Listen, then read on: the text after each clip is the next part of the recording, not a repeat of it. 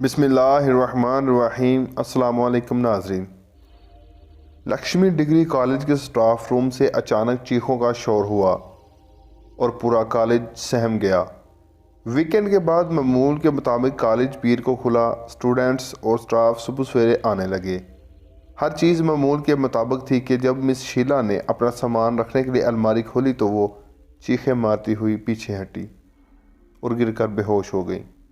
آنن فانن سٹاف روم میں موجود دیگر اساتذہ مس شیلا کی طرف لپکے اور ان کو سنبھالنے کی کوشش کی، لیکن جیسے جیسے ان کی نظر الماری کے اندر جاتی سب کی چیخیں نکل جاتی اور دو چار کی حالت غیر ہونے پر وہیں ڈھیر ہو چکے تھے۔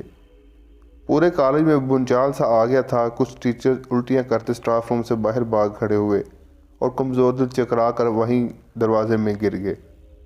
پرنسپل خبر ملتے ہی تقریباً بھاگتا ہوا سٹاف روم میں آیا اور وہاں کا منظر دیکھ کر بڑی مشکل سے خود کو سنبھالا اور پولیس کو کال کی۔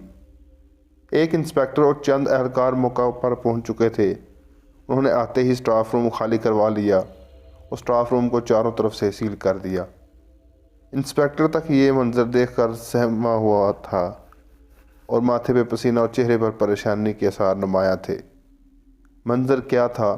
ایک انسانی لاش تھی جسے کسی وزنی چیز کے نیچے دے کر ہڈیاں کھوپڑی سب کچھ گوشت اور حتیٰ کہ اس کے پہنے ہوئے کپڑوں سمیت برابر کر دیا گیا تھا، اور وہ ایک انسانی کھال اور کپڑوں میں پیک کمبل کی شکل اختیار کر گئی تھی اور اسے کمبل ہی کی طرح رول کر کے گٹھری سی بنا کر الماری میں رکھ دیا گیا تھا۔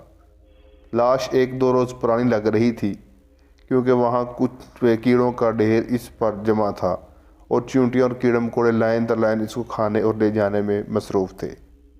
سوال یہ پیدا ہوتا تھا کہ پھر بند دروازوں میں سے کسی ایک کا بھی تالا توڑے بغیر اور الماری کا تالا توڑے بغیر لاش الماری میں کیسے پہنچی، اور اگر پہنچی تو دروازے کے باہر موجود چوکیدار اور کالج میں موجود دیگر ملازمین کو کیوں نہ پتہ چل سکا۔ یہ 90 کی دہائی تھی تو سیکیورٹی کیمروں کا تو اس وقت تصور بھی نہیں تھا کہ کوئی سراغ مل سکتا، اور سٹاف روم کے اندر یہ سب کچھ ہو گیا تو لاش کا خون کیوں نہیں یہاں؟ اس کا قتل کرتے وقت کوئی توڑ پھوڑ کے آثار بھی نظر نہیں آئے۔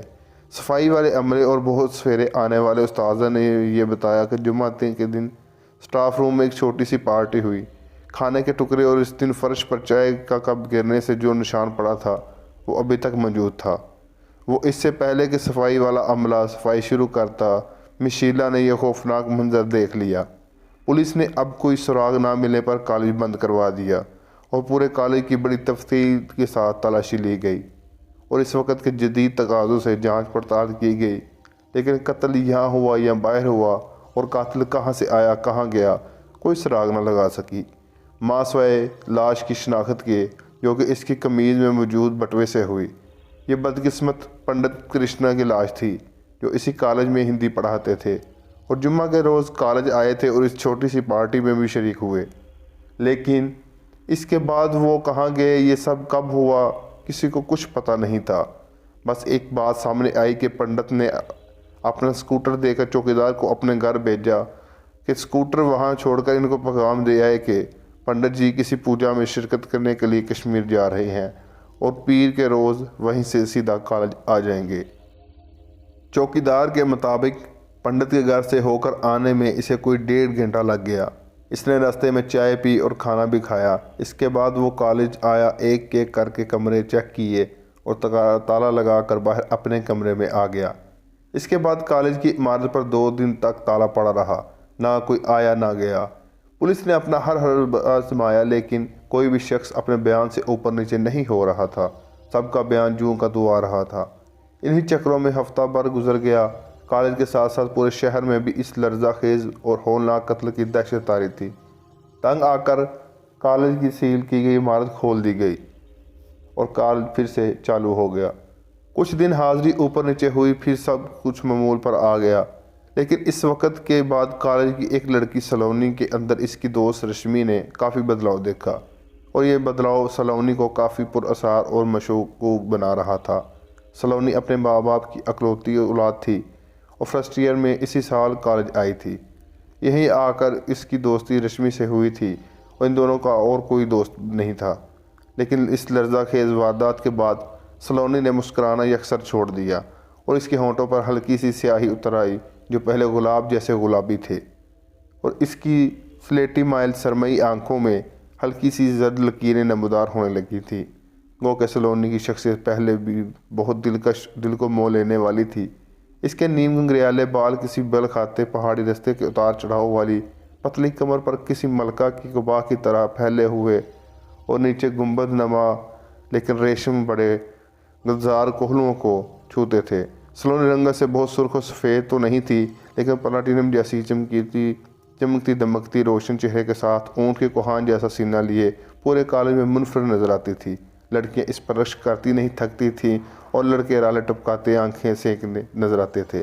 اب اسی روشن چہرے والی سلونی کو آنکھوں کے گرد ہلکی سی سیاہی اتر آئی، لیکن جو سب سے قابل ذکر بات تھی وہ جہاں ہینڈسم لڑکا دیکھتی کسی بھوکی شیرنی کی طرح اس کی حوث زدہ نظروں سے گھورنے لگتی۔ اچھے خاصے لڑکے بھی گھبرانے لگ جاتے تھے۔ رشمی کے لیے سلونی کا یہ انداز بالکل نیا تھا اور وہ اس سب سے کافی پریشان تھی۔ اس بدلاؤ کی وجہ سے رشمی اور سلونی آہستہ آہستہ دور ہونے لگی اور سلونی نے بھی اس پر کوئی خاص توجہ نہیں دی۔ پنڈت کرشنا کی ہولناک موت کے بعد پورا شہر اس وقت لرزا کر رہ گیا جب شہر کے مشہور بدماش کالیا کی لاش اسی حالت میں اس کی گاڑی کی پچھلی سیٹ سے برآمد ہوئی۔ وہاں بھی کوئی سراغ نہ ملا، نہ خون کا قطرہ، نہ توڑ پھوڑ، صرف اور صرف ہڈیاں کھوپڑیاں پسی ہوئی تہدار کمبل کی طرح گول کی گئی لاش تھی۔ اب تو پولیس اور دیگر قانون کے کرندے بھی منزدہ تھے اور حیران و پریشان بھی تھے۔ جاری ہے۔ اس کا نیکسٹ پارٹ دیکھنے کے لیے ہمارے چینل کو سبسکرائب کریں اور بیل آئیکن کے بٹن کو لازمی پریس کر دیں۔ Thanks for watching.